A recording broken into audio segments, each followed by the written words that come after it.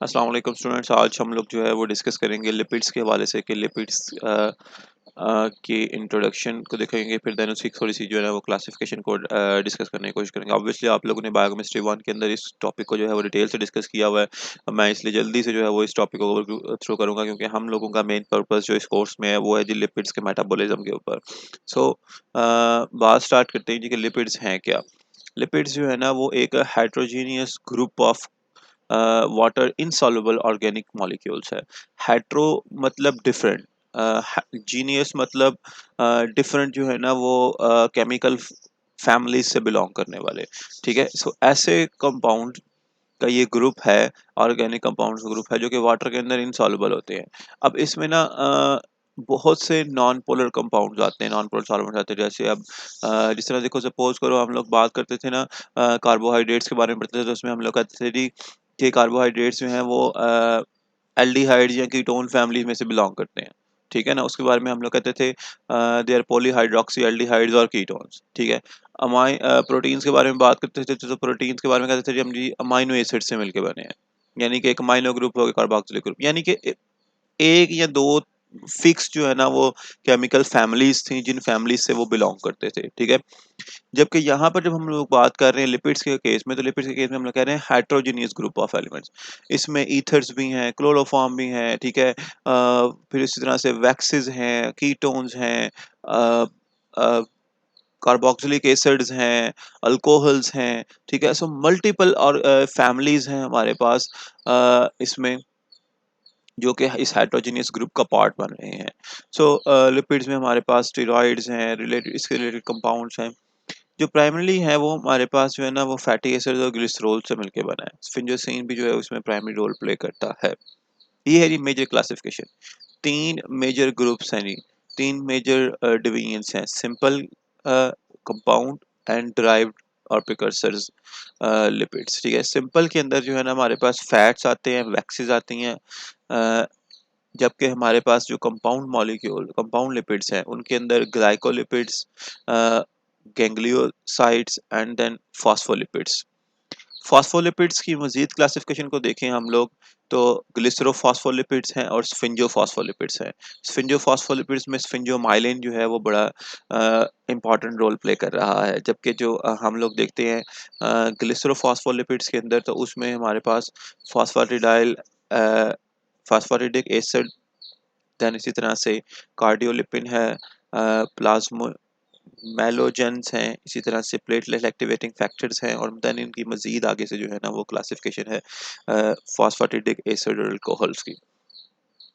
सो हम लोग जो है ना वो इनकी थोड़ी बहुत जो है ना वो डिटेल को जानने की कोशिश करते हैं कि तीन मेजर हैं इनमें। तीन सबसे पहले सिंपल की बात करते हैं। सिंपल में जो है ना वो फैट्स और वैक्सेस जो हैं वो ज़्यादा पाए जाते हैं।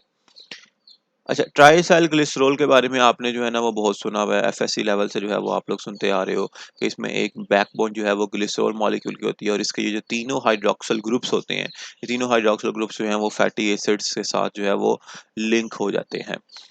अच्छा, ये फैटी एसिड्स किन्हें कहते हैं? फैटी एसिड्स कहते हैं हम कार्बोक्सिलिक एसिड। समझो जिस तरह से आप लोगों को एसिटिक एसिड का फार्मूला याद होगा कि C double bond O O H, और साथ में जो है ना वो एक मिथाइल ग्रुप लगा हुआ था, CH3 ग्रुप लगा हुआ था।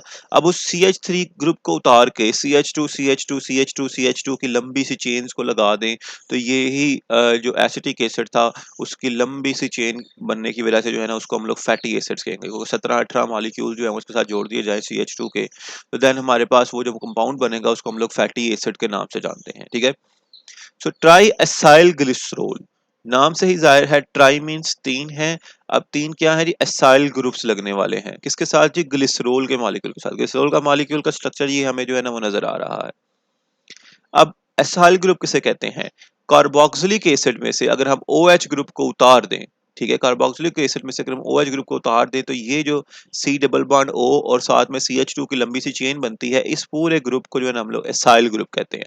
अब देखो यहाँ पर इस पूरे मॉलिक्यूल के साथ तीन एसाइल ग्रुप लगे हुए हैं, एक एसाइल ग्रुप ये, एक एसाइल ग्रुप ये, और देन दूसरा एसाइल ग्रुप जो है ना वो यहाँ पर मौजूद है। सो ये तीन एसाइल ग्रुप एक ग्लिसरॉल मॉलिक्यूल के साथ जब मिलते हैं, तब ये हमारे पास पूरे का पूरा जो है ना वो ट्राई एसाइल ग्लिसरॉल के नाम। अच्छा जी, और इसी तरह से जब वैक्सेस की बात करते हैं तो वैक्सेस भी जो है ना वो है जी esters of fatty acids with alcohols other than glycerol. ये भी एस्टर्स हैं। एस्टर्स के बारे में बात करते हैं कि एस्टर किसे कहते हैं हम लोग। अच्छा, एस्टर बॉन्ड हम कहते हैं जब किसी भी कार्बोनाइल ग्रुप के साथ सी डबल बॉन्ड ओ के साथ जब ओ एच लग ओ एच होता है जो नॉर्मली कार्बोक्सिलिक एसिड के अंदर होता है, उसके एच को उतार कर जो है ना वो किसी दूसरे कार्बन चेन को बॉन्ड बना दिया जाए, तो इस पूरे के पूरे ग्रुप को जो है ना वो हम लोग एस्टर बॉन्ड के नाम से जो है ना वो जानते हैं। दो मोनोसेकेराइड्स आपस में किस तरह से मिलते हैं जी? ग्लाइकोसिडिक बॉन्ड के थ्रू। दो अमाइनो एसिड्स आपस में किस तरह मिलते हैं जी? पेप्टाइड बॉन्ड के थ्रू। अब जो mostly, not always and all lipid molecules, लेकिन जो मोस्टली लिपिड मॉलिक्यूल्स के अंदर बॉन्ड होता है, कनेक्टिंग बॉन्ड होता है, वो एस्टर बॉन्ड की फॉर्मेशन होती है। यहाँ पर भी अगर आप लोग देखें ट्राइसाइल ग्लिसरॉल के अंदर, तो ये कार्बोनाइल ग्रुप था, इसका ये ऑक्सीजन था और यहाँ पे कार्बन चेन। तो ओवरऑल ये जो बॉन्ड बन गया है ना, ये पूरे का पूरा बॉन्ड, इस बॉन्ड को हम लोग जो है ना वो एस्टर बॉन्ड कहते हैं। एक एस्टर बॉन्ड, दो एस्टर बॉन्ड्स, फिर इसी तरह से ये तीन एस्टर बॉन्ड्स, तीन एस्टर बॉन्ड्स मिलकर जो है ना वो ये कंपाउंड के अंदर मौजूद है। सो वैक्सीज भी एस्टर बॉन्ड से ही मिलकर बनती हैं, लेकिन उसमें ये ग्लिसरॉल वाली अल्कोहल नहीं होती, बल्कि कुछ और अल्कोहल मॉलिक्यूल्स जो है वो मौजूद होते हैं। सो कंपाउंड और कॉम्प्लेक्स लिपिड्स की बात करते हैं जी, जिसको हम लोगों ने मजीद जो है वो तीन डिवीजन्स के अंदर डिवाइड किया था: ग्लाइकोलिपिड्स, गैंग्लियोसाइड्स एंड फॉस्फोलिपिड्स। ठीक है, फॉस्फोलिपिड्स का स्ट्रक्चर आप लोगों ने भी बहुत दफा पढ़ा हुआ है, जिसमें क्या होता है कि यही ट्राइसाइल ग्लिसरॉल का एक फैटी एसिड उतार करना, यहाँ से एक फैटी एसिड उतार कर यहाँ पर जो है वो फॉस्फेट ग्रुप लगा देते हैं, तो हमारे पास जो है ना वो फॉस्फोलिपिड्स बन जाता है, जिसमें हमारे पास बैकबोन जो है वो ग्लिसरॉल की होती है या स्फिंजोसिन की हो सकती है, और साथ में फॉस्फेटिक एसिड जो है वो रेसिड्यू होता है। अच्छा जी, गैंग्लियोसाइड्स में जो है ना वो फैटी एसिड होते हैं, साथ में स्फिंजोसिन होती है, लेकिन इसमें एक चीज एडिशन किस चीज की होती है? शुगर यूनिट्स की होती है। इसके अंदर ग्लाइकोलिपिड्स के अंदर भी यही चीज होता है कि इसमें भी जो है ना वो मोनोसेकेराइड की जो है वो एडिशन हुई होती है अलॉन्ग विद स्फिंजोसिन। अब स्फिंजोसिन क्या है? हम लोगों ने फैटी एसिड्स का नाम सुना, हम लोगों ने ग्लिसरॉल का नाम सुना, ठीक है। स्फिंजोसिन का नाम स्ट्रक्चर जो है ना वो हमें कुछ डिफरेंट देखने को मिल रहा है। ये मॉलिक्यूल का स्ट्रक्चर जो है ना वो स्फिंजोसिन का दिया गया है। अब इसमें आप लोग जरा डिफरेंस चेक करें कि फैटी एसिड के बारे में हम लोग कहते थे कि सिंपल CH2 की जो है ना वो लॉन्ग चेन है, और एट द एंड जो है ना वो कार्बोक्सिलिक ग्रुप होगा, ठीक है, तो उसे हम लोग जो है ना फैटी एसिड कहेंगे। इसमें क्या है? इसमें भी CH2 की चेन है, लेकिन इसके अंदर रेदर देन के वो कार्बोक्सिलिक ग्रुप हो, इसमें हाइड्रोक्सिल ग्रुप और अमाइनो ग्रुप लगा होता है आखिरी टर्मिनल्स के पास, ठीक है। सो इस कंपाउंड को हम लोग जो है ना वो स्फिंजोसिन का नाम देते हैं। जिस कंपाउंड में टर्मिनल के ऊपर कार्बोक्सिलिक एसिड लगने के बजाय हाइड्रोक्सिल ग्रुप्स और साथ में जो है ना वो अमाइनो ग्रुप लगे हों, उसको हम लोग जो है ना वो स्फिंजोसिन कहते हैं। सो यहाँ पर स्फिंजोसिन जो है ना वो अटैच होता है along with the fatty acids, ठीक है, इन मॉलिक्यूल्स में। अच्छा जी, फॉस्फोलिपिड्स की मजीद आगे से दो क्लासिफिकेशन है, ग्लिसरोफॉस्फोलिपिड्स एंड स्फिंजोफॉस्फोलिपिड्स। ग्लिसरोफॉस्फोलिपिड्स वो वाले फॉस्फोलिपिड्स जिसमें ग्लिसरॉल का मॉलिक्यूल जो है वो अपनी बैकबोन प्रोवाइड करता है, जबकि स्फिंजोफॉस्फोलिपिड्स नाम से जाहिर है जिसमें ये स्फिंजो सीन जो है हमारे पास एक बैकबोन के तौर पर जो है ना वो इन्वॉल्व हो रहा है। अब दोनों के दोनों जो है ना वो मेम्ब्रेन्स के स्ट्रक्चर में इन्वॉल्व होते हैं और बड़ा अहम रोल प्ले करते हैं सेल टू सेल कम्युनिकेशन और सिग्नलिंग के अंदर। अच्छा जी, ग्लिसरोफॉस्फोलिपिड्स की मजीद 4 जो है ना वो सब डिवीजन्स की गई हैं। Glycerophospholipids from the phosphatidic acid and alcohol, cardiolipids, plasmalogens, platelets, activating factors. इन चारों पॉइंट्स को जो है ना वो डिस्कस करते हैं। ग्लिसकोफॉस्फोलिपिड्स जो कि ड्राइव होते हैं जी फॉस्फेटिडिक एसिड और अल्कोहल से। सबसे पहले बात करते हैं फॉस्फेटिडिक एसिड क्या है। यहाँ पर देख लें कि वही फैटी एसिड्स की चेन है, कार्बोक्सिलिक ग्रुप जो कि ग्लिसरॉल मॉलिक्यूल के साथ लगे हुए हैं, जो हम लोगों ने ट्राइसाइल ग्लिसरॉल में पढ़ा था स्ट्रक्चर। सिर्फ क्या था, उसके थर्ड नंबर के जो फैटी एसिड है उसको उतार कर फॉस्फोफेट ग्रुप पर ऐड कर दिया गया था। सो ये मॉलिक्यूल जो है हमारे पास, ये बन जाता है फॉस्फेटिडिक एसिड, ठीक है। ट्राइसाइल ग्लिसरॉल जैसा ही स्ट्रक्चर है, सिर्फ और सिर्फ थर्ड नंबर का फैटी एसिड उतार कर उसकी जगह जो है ना वो फॉस्फेट जो है वो ऐड कर दिया गया है। देन इसके बाद जो है ना वो नेक्स्ट हम लोग ये देख रहे हैं कि फॉस्फेटिडिक एसिड के साथ स्टेरिफिकेशन होने जा रही है किसी दूसरे कंपाउंड्स की। यानी कि यहाँ पर अगर आप देखें, ये वही फॉस्फेटिडिक एसिड है, यहाँ से लेकर यहाँ तक। मैं अगर यहाँ पर जो है ना, जी, तो आप यहाँ पर देखें तो इसमें वही फॉस्फेटिडिक एसिड पे फॉस्फेट ग्रुप के साथ अगर आगे सीरीन लग जाएगा तो ये फॉस्फेटिडाइल सीरीन मॉलिक्यूल बन जाएगा। सीरीन एक जो है वो अमाइनो एसिड है, ठीक है। इसी तरह से अगर इसके साथ जो है वो नेक्स्ट एथिन एथानोलामीन लग जाएगा तो ये जो है वो फॉस्फेटिडाइल एथानोलामीन बन जाएगा। इसी तरह से कोलिन का मॉलिक्यूल लग जाएगा तो ये फॉस्फेटिडाइल कोलिन लग जाएगा। सो गर्ज ये कि हमारी ये जो सेल मेम्ब्रेन है, इस सेल मेम्ब्रेन के ये जो लिपिड बाइलेयर के स्ट्रक्चर्स हैं, ठीक है, इनमें ये जो पोलर हेड है ये चेंज होता रहता है। डिपेंड करता है कि वो कौन सा सेल की सेल मेम्ब्रेन है और उसके ने कौन सा जो है ना वो सिग्नलिंग मैकेनिज्म जो है वो परफॉर्म करना है। सो ये ग्लिसरॉल की बैकबोन और जो हाइड्रोफोबिक टेल है ये कंसिस्टेंट रहती है, जबकि जो पोलर हेड में जो है ना हमारे पास वेरिएशंस आती रहती हैं और ये वेरिएशंस जो हैं वो हमें इन्हीं मॉलिक्यूल्स के साथ डिफरेंट मॉलिक्यूल्स की जो है वो एडिशन से मिलती हैं और तभी हमारे पास जो है वो ये different variety and different diversity हमें जो है ना वो लिपिड्स के स्ट्रक्चर्स के अंदर देखने को मिलती है। नेक्स्ट है जी कार्डियोलिपिड्स। अच्छा, कार्डियोलिपिन क्या है कि ये जो है ना वो नॉर्मल फॉस्फेटिडिक एसिड हैं और लेकिन दो फॉस्फेटिडिक एसिड जो है ना वो एक तीसरे ग्लिसरॉल के मॉलिक्यूल के साथ जाकर जो है ना वो अटैच हो जाते हैं। यानी कि ये एक हमारे पास फॉस्फेटिडिक एसिड है, इसी तरीके से ये दूसरा फॉस्फेटिडिक एसिड है और ये एक जो है ना वो थर्ड ग्लिसरॉल का मॉलिक्यूल है जिसके साथ जो है ना ये दोनों आकर अटैच हो जाते हैं और इसको हम जो है ना वो कार्डियोलिपिन के नाम से जानते हैं। ये कार्डियोलिपिन मोस्टली हमारी जो है ना वो इनर माइटोकॉन्ड्रियल मेम्ब्रेन में मौजूद होती है ताकि वहां पर जो रेस्पिरेटरी इलेक्ट्रॉन ट्रांसपोर्ट चेन के जो कम्प्लेक्सेस से वो उन कम्प्लेक्सेस को जो है वो अच्छे तरीके से होल्ड कर सके। और ये कार्डियोलिपिन जो है ना वो ट्रिपेनो ट्रेपोनिमा पैलिडम बैक्टीरिया है जो कि कॉज करता है सेफिलिस। उसके केस में जो है ना वो एंटीजेनिक प्रॉपर्टीज के तौर पे भी सामने आता है, हमारे इम्यून सिस्टम को ट्रिगर करता है। सो ये भी एक वैरायटी है हमारे पास लिपिड्स की। देन आ रहा है प्लाज्मेलोजेंस। अच्छा, ये प्लाज्मेलोजेंस में क्या होता है कि ये जो सिंपल हमारे पास ग्लिसरॉल की बैकबोन है ना, जो कि हमें ट्राइसाइल ग्लिसरॉल में देखने को मिलती है, फॉस्फेटिडिक एसिड्स के अंदर देखने को मिलती है। इस ग्लिसरॉल में हम लोगों ने ये पीछे पढ़ा था कि तीनों जगहों के ऊपर एस्टर बॉन्ड्स बनते हैं, चाहे वो फॉस्फो एस्टर बॉन्ड बने, चाहे वो जो है ना वो नॉर्मल एस्टर बॉन्ड बने। लेकिन इस केस में अगर आप देखें तो यहाँ पर जो है ना वो एस्टर बॉन्ड मौजूद नहीं है। एस्टर बॉन्ड के लिए हम लोगों ने कहा था कि कार्बोनाइल ग्रुप के साथ ऑक्सीजन यानी कि एल्कोक्सी ग्रुप जो है वो जाकर बाइंड करता है इसके साथ। जबकि यहाँ पर देखें तो फर्स्ट कार्बन के ऊपर अगर आप देखें तो कोई भी कार्बोनाइल ग्रुप नहीं है, बल्कि यहाँ पर एक अनसैचुरेटेड जो है ना वो कार्बन आ गया, जिसकी वजह से ये जो लिंकेज बनी है इसको हम लोग एस्टर लिंकेज नहीं कहेंगे बल्कि हम लोग इसको ईथर लिंकेज कहेंगे।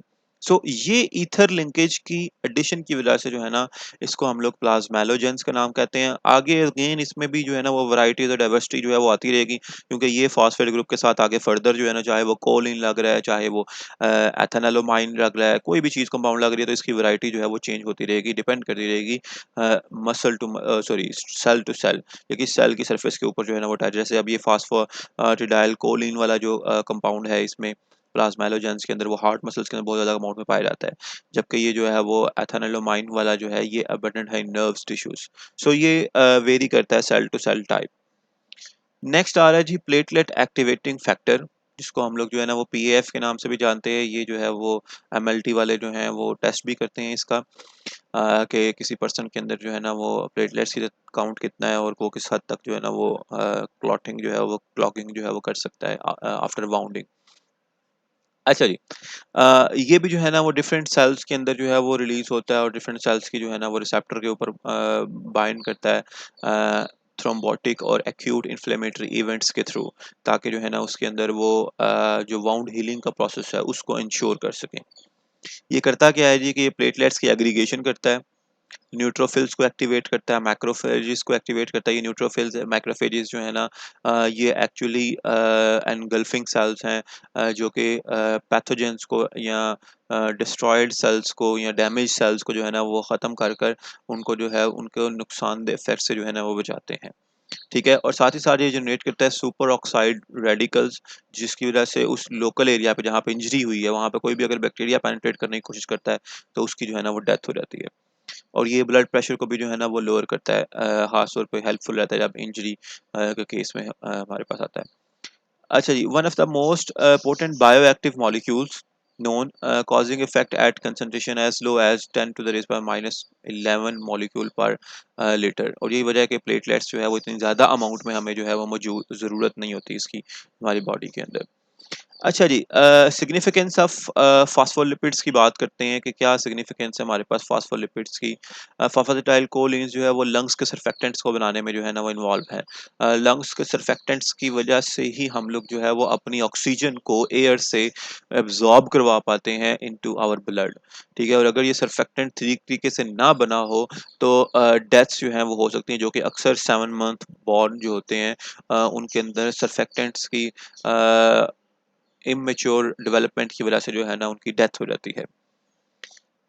अच्छा जी, निमोनोसाइट्स जो हैं वो, अच्छा जी, अब ये सर्फेक्टेंट्स करता क्या है? सर्फेक्टेंट्स जो है ना वो डिक्रीज़ करता है सरफेस टेंशन को, जो कि एल्वियोलाई के अंदर होती है, ताकि वो एल्वियोलाई जो है वो दोबारा से जो है ना वो इन्फ्लेट कर सके, फैल सके विदाउट एनी कोलैप्स। ठीक है? कि यानी कि जब हम लोग लंग्स से एक्सहेल करते हैं अपनी सारी-सारी ऑक्सीजन, तो वो एल्वियोलाइज़ जो है ना वो एक-दूसरे के साथ जो है वो अ, कोलैप्स ना कर जाएँ, एक-दूसरे से जो है ना वो श्रिंक ना हो जाएँ। ठीक है? ताकि दोबारा से हम लोग ऑक्सीजन को या साँस को या एयर को जो है ना वो आसानी से जो है वो अपने लंग्स के अंदर लेकर जा सकें। तो ये इस बात को इंश्योर कराते हैं। रेस्पिरेटरी डिस्ट्रेस सिंड्रोम, जो कि हमें, ये एक प्री टर्म है इन्फेंट्स के लिए, जो कि इनसफिशिएंट सर्फेक्टेंट प्रोडक्शन की वजह से होती है, जो कि हमें नियोनेटल डेथ्स को आइडेंटिफाई करने में जो है ना वो हेल्प करती है। ठीक है? कि जैसा मैंने पहले कहा कि अगर 7 मंथ का मोस्टली जो बॉर्न होते हैं, उनके अंदर इश्यू ये होता है कि सर्फेक्टेंट्स जो है वो कंप्लीटली डेवलप नहीं हुआ होता और अल्टीमेटली उनकी जो है ना वो डेथ्स हो जाती हैं। सो अब यहाँ पर होता क्या है कि इसको जानने के लिए हम लोग जो है ना वो एक टेस्ट करते हैं, जिसमें असल में सर्फेक्टेंट्स बनता कैसे है। स्फिंजोमाइलिन्स जो हैं, ये स्फिंजोमाइलिन जो हैं वो डीपीपीसी, जो कि हम लोगों ने यहाँ पे पीछे पढ़ा कि ये एक लंग सर्फेक्टेंट का स्फिंजो, ये है हमारे पास डाइपामिटाइल फॉस्फेटिडाइल कोलीन और इसी तरह से डाइपामिटाइल लेसिथिन। ठीक है, ये सर्फेक्टेंट्स के जो है ना लंग्स के सर्फेक्टेंट्स के नाम हैं, जो कि एक्चुअली बनते हैं स्फिंजोमाइलिन से। सो यहाँ से पे जो है ना वो एक रेशियो ली जाती है एल टू एस रेशियो। ठीक है, एल फॉर लेसिथिन और एस जो है ना वो स्फिंजोसिन। अगर तो ये रेशियो जो है वो 2 से अबव हो, 2 या 2 से अबव हो, तो ये समझा जाता है कि भई जो है ना वो अब मैच्योरिटी हो गई है, लंग्स के अंदर काफ़ी हद तक जो है वो सर्फेक्टेंट्स बन चुका है। ठीक है? जो कि मोस्टली हमें जो है ना वो 32 वीक्स ऑफ गेस्टेशन में जो है वो देखने को मिलता है। सो अगर वो ठीक तरीके से नहीं बना, तो अगर उस केस में कि वो इम्मैच्योर है, बर्थ हो जाती है, तो वो बेबी का सर्वाइव करना जो है ना वो बहुत मुश्किल हो जाता है। अच्छा जी, फॉस्फेटिडाइल इनएसिटोल जो है ये प्रोवाइड करता है जी substrates for prostaglandin synthesis. Prostaglandin जो है ना ये हमारे पास इन्फ्लेमेशन के अंदर जो है वो एंटी इन्फ्लेमेटरी कंपाउंड के तौर पर जो है वो हेल्प आउट करते हैं। It has a very important role in signal transmission. ये सेल सिग्नलिंग के अंदर जो है वो इन्वॉल्व होता है, एक सेल से दूसरे सेल की तरफ जो है ना वो मैसेज को लेकर जाना जो है वो फॉस्फेटिडाइल इनएसिटोल के ज़िम्मे होता है। इसी तरह से ये जो है ना वो अरेकिडोनिक एसिड के लिए जो है वो रिजर्वायर के तौर पर भी हेल्प आउट करता है, जो कि हमें जो है ना वो प्रोस्टाग्लैंडिन सिंथेसिस में रिक्वायर्ड होता है अरेकिडोनिक एसिड। अच्छा जी, स्फिंजोफॉस्फोलिपिड्स या स्फिंजोमाइलिन्स जो है इसके बारे में देखते हैं।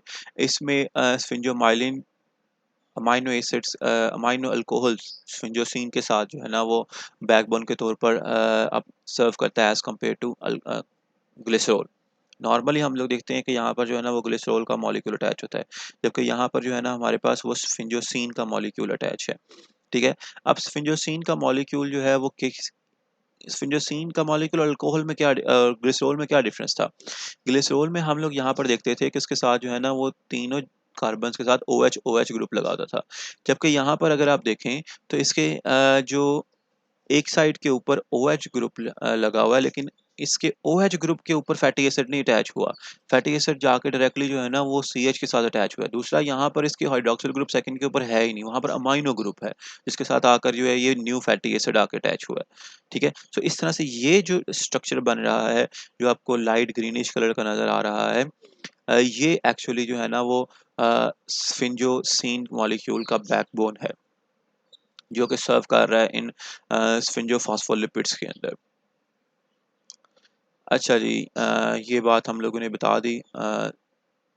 स्फिंजो माइलिन जो है वो एक्चुअली एक इंपॉर्टेंट कॉन्स्टिट्यूएंट है for myelin sheath of nerve fibre, जिसमें आपने पढ़ा हुआ है कि एक्सॉन्स के गिर्द जो है वो एक माइलिन शीथ अटैच होती है जो एक्सॉन्स को प्रोटेक्ट करती है। तो वहाँ पर ये स्फिंजो लिपिड फास्फोलिपिड्स ही जो हैं वो सर्व कर रहे हैं उसकी प्रोटेक्शन के अंदर। लास्ट में आ रहा है जी हमारे पास derived precursors and associated lipids, जिसमें मल्टीपल जो है वो इसकी वैरायटीज़ हैं आगे। ड्राइव्ड हम लोग इससे इसलिए कह रहे हैं, प्रिकर्सर इसलिए कह रहे हैं क्योंकि एक्चुअली ये लिपिड्स की ब्रेकडाउन से मोस्टली जो है ना वो या तो लिपिड्स की ब्रेकडाउन से मिलके बनते हैं, या फिर इनके मिलने से लिपिड्स जो है ना वो बनते हैं। ठीक है?